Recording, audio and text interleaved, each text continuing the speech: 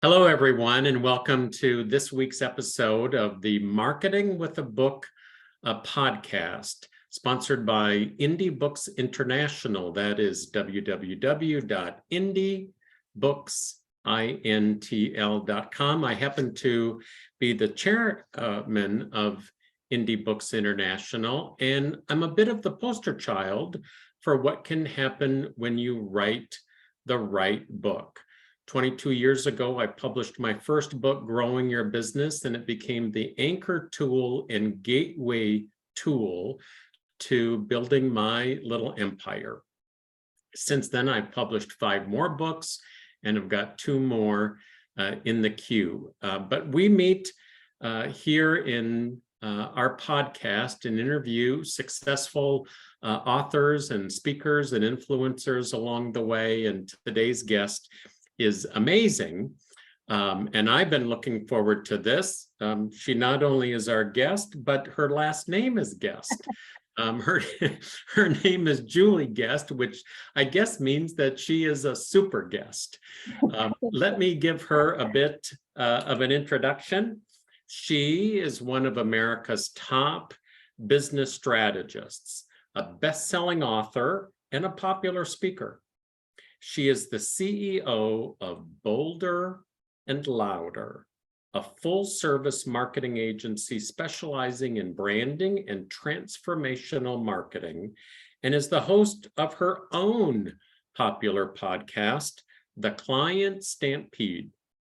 She created her first client stampede during the housing recession when she was stuck with an upside-down house no one wanted in Los Angeles. She rolled up her sleeves and ran a 7-day marketing campaign to sell the house to the highest bidder. She attracted over 200 people to the open house, and the house sold for $200,000 more than the real estate agents told her it would sell for.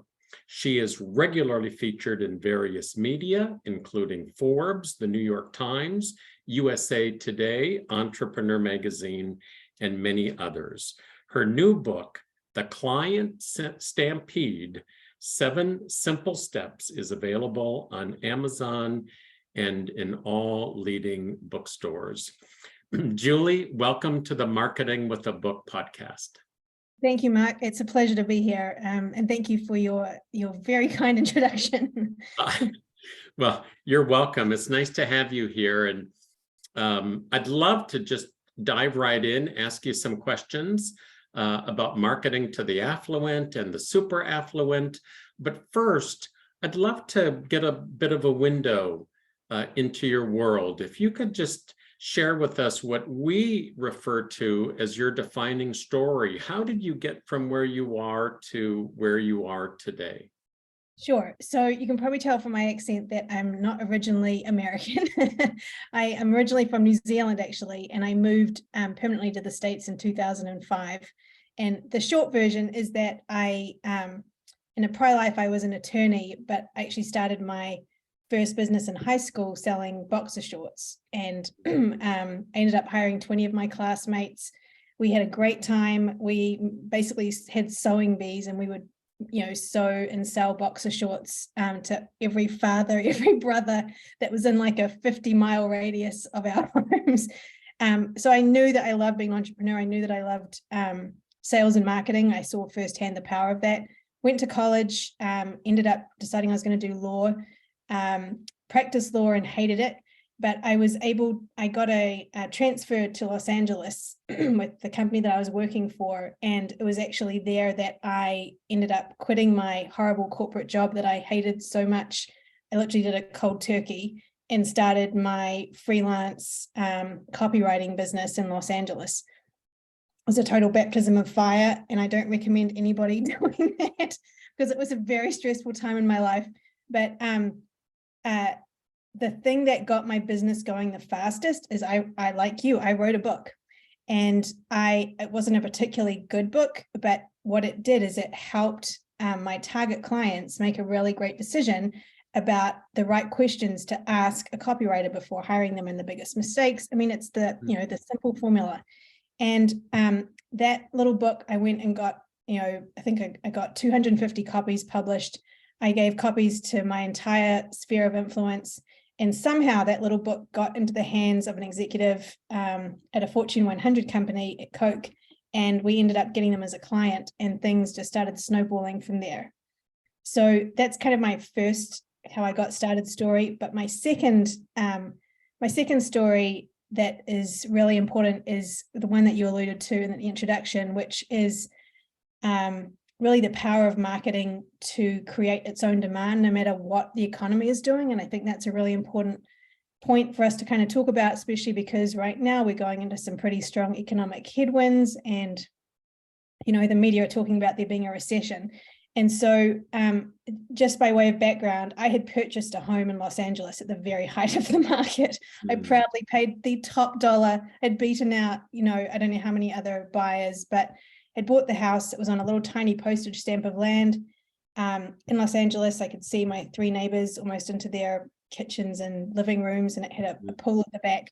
I mortgaged myself up to the hilt. I think I was able to get like a 98% mortgage. So I made every possible colossal mistake that you could make. And my husband at the time, we owned the house for about a year, and my husband at the time got a transfer to the Grand Canyon. He was a helicopter pilot, and so we had to relocate. And by this time, the housing recession had set in full swing. And I'm not sure if you recall, but particularly in Los Angeles, it was one of the hardest hit areas for the boom and the bust. And we were upside down on our mortgage. All the real estate agents told us we would never ever sell it. And no one wanted to take it on. And they basically told me to give it back to the bank. So I figured the only way out was through. So I created a marketing campaign. The goal was to run it for 7 days, create a 2-day open house with the goal to send as many people through the open house and sell it to the highest bidder. And at that time, it was really considered very successful if you had 2 or 3 groups of people through your home, on a weekend. So we actually managed to get, as you mentioned, well over 200 people through, and we sold the house to the highest bidder, who was a couple who only lived just a few blocks away. They weren't even looking for a home, but they saw my marketing. They were intrigued, it piqued their curiosity. They came, they fell in love with the house. They saw these other people that were interested in the house, and it created like through great marketing, it created like a buying frenzy. And they were thrilled because they believed they got a great deal, and they did get a great deal.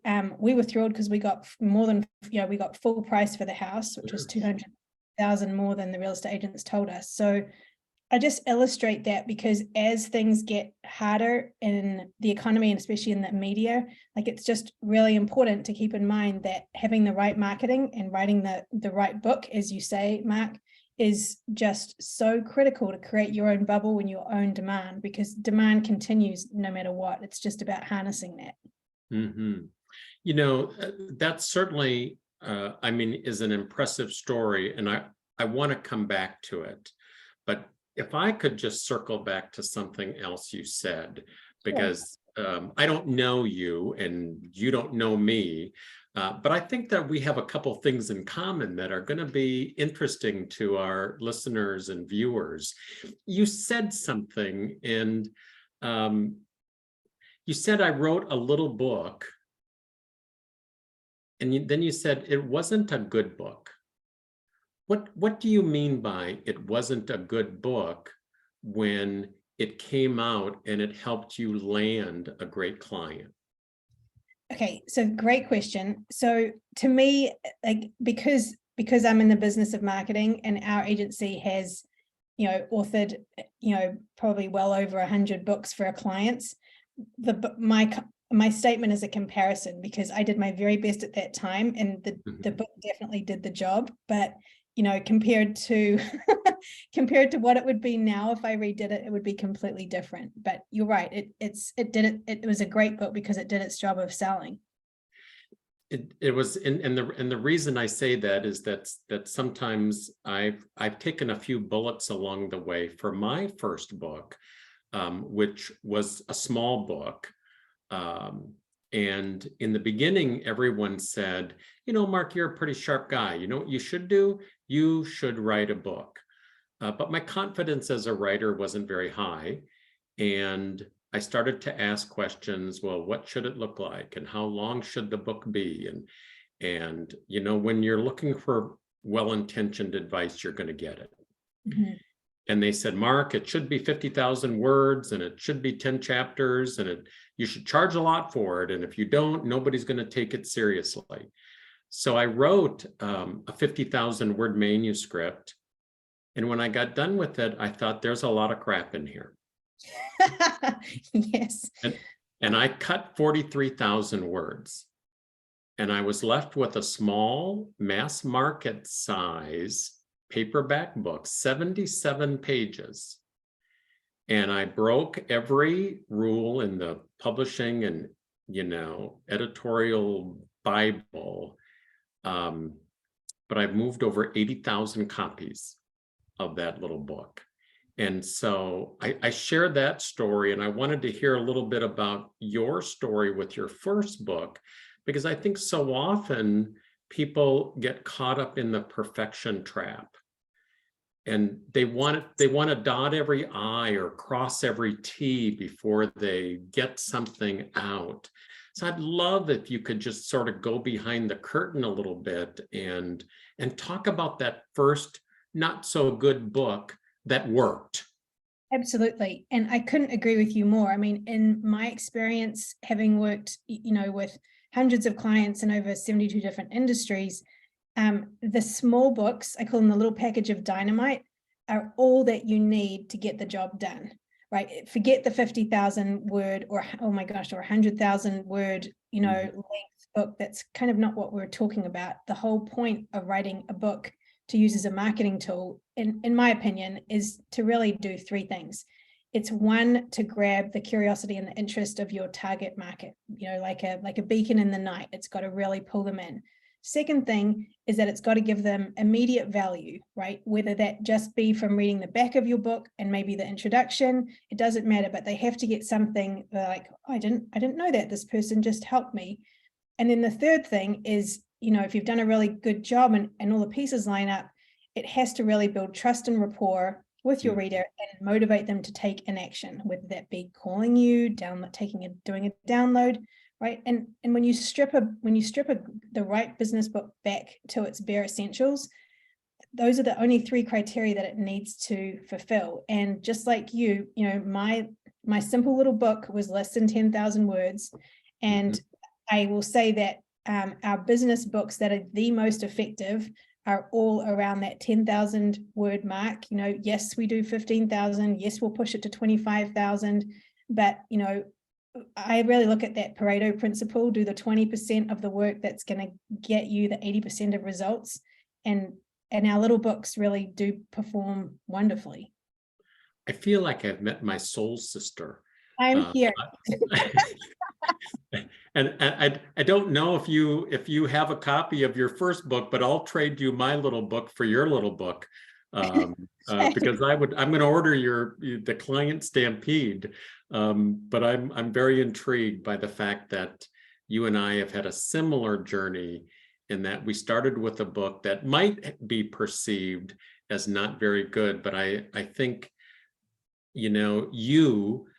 this is my language for you, but that first book was your warm-up book and it worked.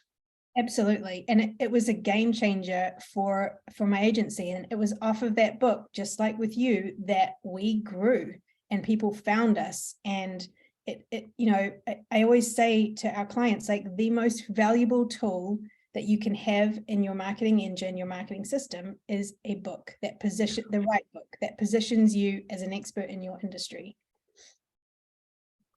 Well, count me a fan. Now I want to come back to the Client Stampede, because evidently there are 7 steps.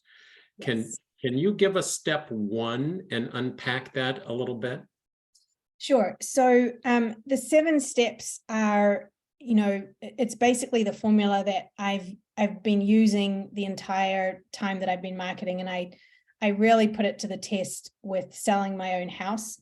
But it's 7 steps that haven't varied, at all, basically. And we've used it for every different kind of business you can practically imagine. So the first step is the very simple strategic step, right? I always say you've got to start with strategy first, irrespective of what you're planning to do with your marketing. If you're considering, adding a new media to your marketing mix, whether you're like, oh my God, we've got to be on TikTok, like just take a deep breath and start with strategy, because it will get you much further faster and it will cost you a whole lot less. So first step is figuring out who you're talking to, who are your ideal clients. And that seems like a really self-evident step, but it's actually one of the most difficult steps to do because most people are far too broad with how they define their ideal clients. Mm-hmm.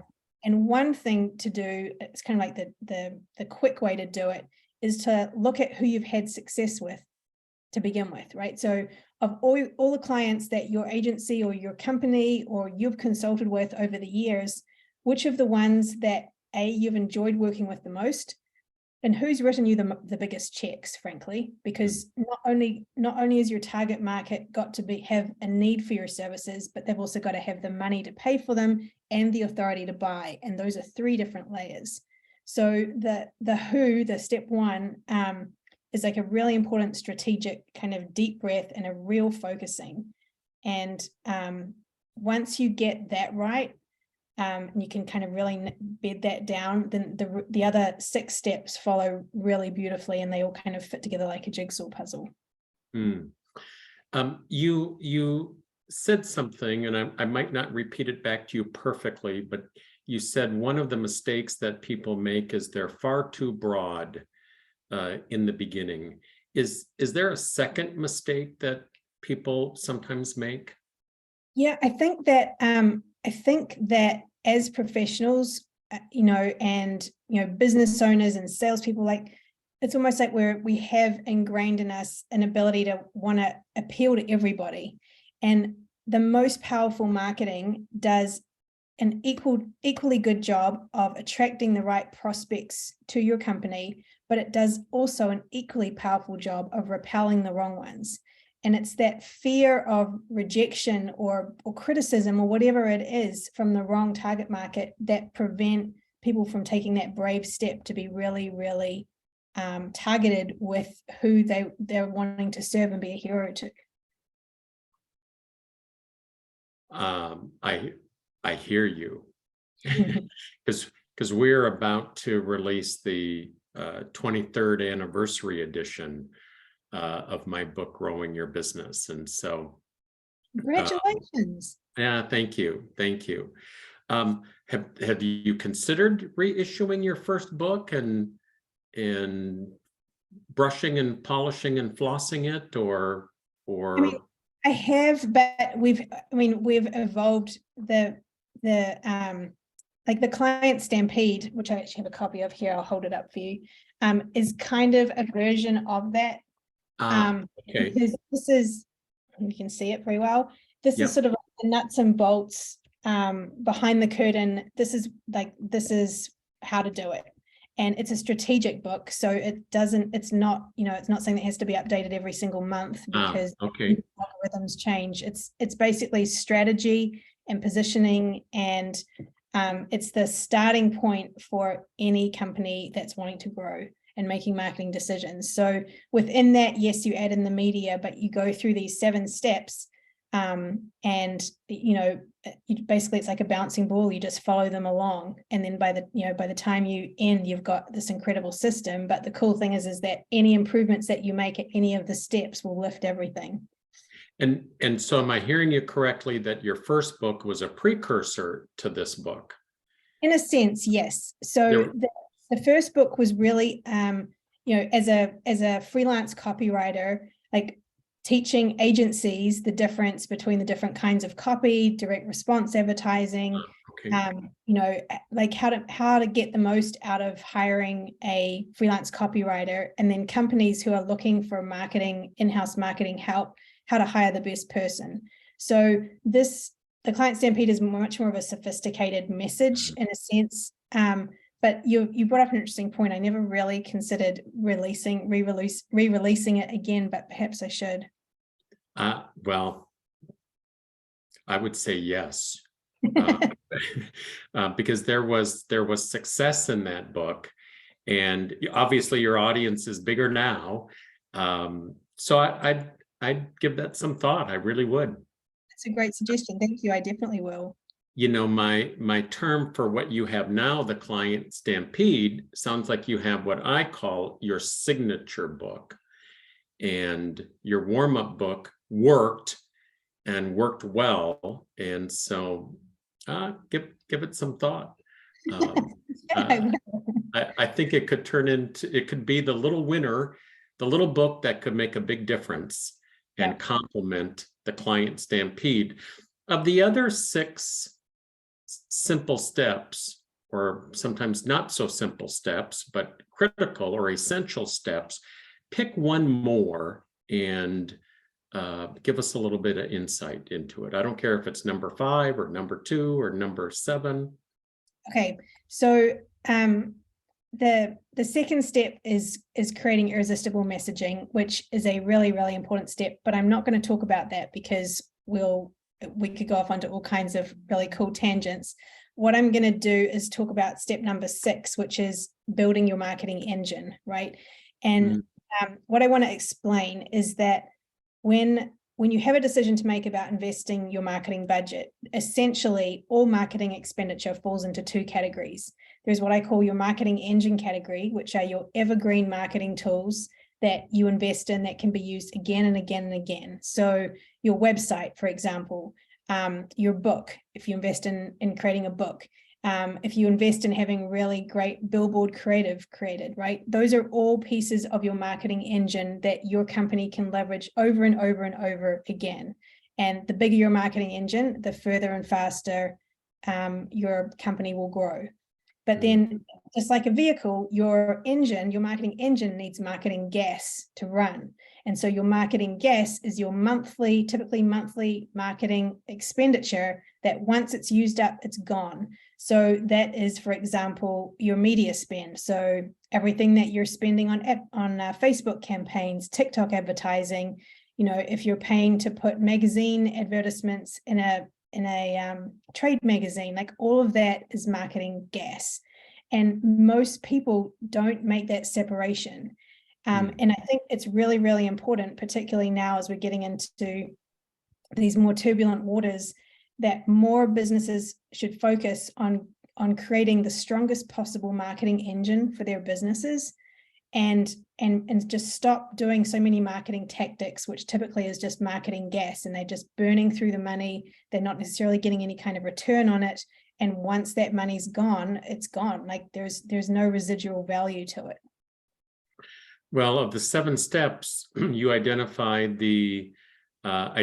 your who, create irresistible messaging as step number 2, and step number 6 is fuel your engine, your marketing engine. I'm sold. I have 2 other questions that I want to conclude our interview with. But before we do that, I think that you have an irresistible gift for our listeners and viewers today. Can you just share what that might be? Sure. So I'm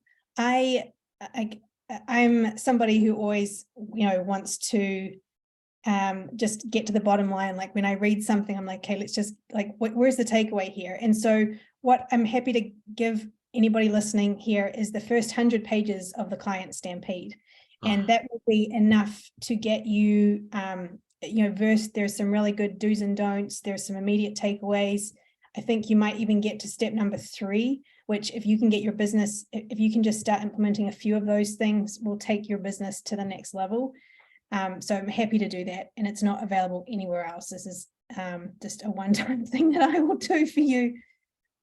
Thank you so much, Julie. And I hope those of you that are watching this or listening to this, the first 100 pages of the Client Stampede are free and can be a game changer in and of themselves. And what a great first step to buying Julie's book, which I'm going to do immediately following this episode.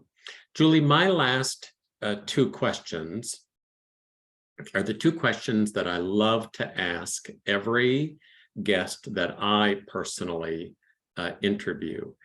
And the first one is, what marketing idea, when you look back, and it might have been 2 years ago, it might have been when you first jumped out, might have been the house, I don't know, might have been your first book, but what marketing idea, in fact, maybe I'm going to say other than your house, because we've heard about the house sale now, but what marketing idea did you try that ended up working better than you thought it would? Okay, so because we're talking about the importance of books, I'm going to talk about a really great book strategy, because obviously when you invest in an evergreen marketing tool like a book for your marketing engine, you want to be able to leverage the heck out of it for as long as possible. You know, you and I were talking about, I mean, you're still using your marketing book 23 years. I mean, I can't even imagine the ROI you must be getting on that, Mark. That's amazing. So one of the best strategies that I can recommend is that, you know, we talked about the importance of having really well-defined target markets. And what I did is for that very first book that I wrote, is I created a version of that book for each target market that I wanted to get into. So I wrote a version that specifically spoke to digital marketing agencies. I wrote a version that specifically spoke to chief marketing officers. I wrote a version that specifically spoke to entrepreneurial CEOs, right? And what was really neat about it is that the inside of the book didn't necessarily change, but the introduction changed and was completely tailored. I gave a tool at the very end that was specifically for that niche. But the cover was, you know, the title of the cover changed depending on who the target market was, and the artwork changed a little bit. So just by doing that, you know, essentially I created, you know, 3 or 4, I think it was 4 books actually out of the one book. And, you know, the more specialized that you position yourself, the more money you can charge, because the higher your level of expertise. And so, you know, if I do that with the client stampede, there'll be the client stampede for financial advisors, the client stampede for personal injury attorneys, but anybody can do that with their book, depending on which target markets they want to serve. Oh, I love that. That's brilliant, Julie. Thank you. My last question is, at some point in your past, there was a day one when you struck out on your own. Maybe your back was against the wall. Maybe you were more excited than maybe you were scared. Maybe you were really excited on day one, but it was like, here's day one. Knowing what you know now, if you could go back and give yourself a piece of advice on day one, what would you tell yourself? Oh, that's such a big question, Mark. Oh my gosh. I would tell myself that as long as you 100% believe in what you're doing and you are 100% dedicated to really helping your clients, like, it doesn't matter what anybody else says, right? And I'm sure this has happened to you too. You get to a certain level and you become a target for other people's criticisms. I remember getting back, I think it was an early copy of my book that had red lines. Someone had marked it up with, you know, because I wrote it in conversational language and it wasn't, you know, it wasn't English professor quality, you know, and I was so offended. And so one of my mentors gave me some really good advice, you know, very early on, which I remember, and I would repeat that back to myself and, you know, to the listeners as well, which is that it's so important, with all the distractions going on in the media, with any criticism that might be coming your way, with anyone that's, you know, either deliberately or subconsciously trying to sabotage your success, for lack of a better word. You've got to be like a horse with blinkers, or they call them, I think they're blinders actually, where you don't look to the left, you don't look to the right, you don't watch the news, you don't listen, you don't buy into the fear mongering, you just keep your eye on your goal and keep going forward. And you do every day, do more than what's expected of you. And like, it's incredible how that grows your business. Wow, that is incredibly profound. It reminds me of one time I got one of those emails, and it was the most horrific email I've ever gotten in my career. It was so bad that I thought it was a friend of mine who was pranking me. And I came to realize it wasn't. And it was the worst. It was the exact opposite, 180 degrees opposite from a testimonial letter.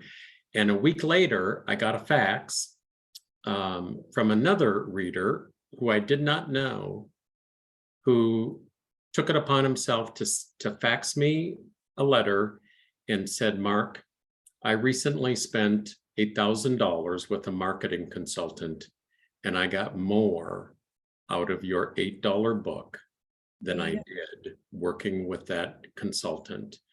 And so thank God that I got the worst and the best so close together, but it is something. We do put ourselves out there, and we put so much of ourselves into our book or into our workshops or presentations or our interviews. Well, Julie, count me a fan. Thank you, Mark. And I'm a fan of yours too. I'm looking forward to getting a copy of your book. It sounds amazing. If there is ever anything I can do for you or to support you along the way, and I know that our paths are going to cross again, thank you so much for being our guest today on the Indie Books International Marketing with a Book podcast, where we believe with our heart, mind, and soul that writing the right book is your ticket to growing your business. Thank you, everyone. And that's a wrap.